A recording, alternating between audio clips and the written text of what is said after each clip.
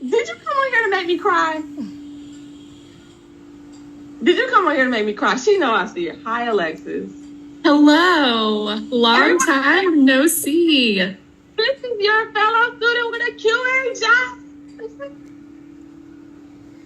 Oh my God, you came on here to make me cry. Okay, so you are new to me and you haven't been with me long. I cry about everything.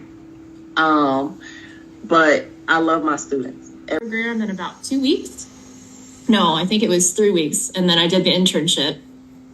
And that's amazingly fast. You know, guys, do it at your own pace. I'm not telling you to rush through it just to get a job. That's certainly not what I want you guys to do. Focus, because there's so much information that Jenny gives you.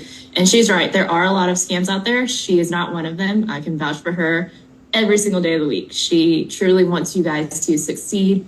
She is not here to make money. She's here to help you guys get what you need, you know, so you can land your QA role. So, I mean, she's so genuine, and I love that about her. So yeah, I am almost, February 21st of this year will be 6 months that I have been in my role.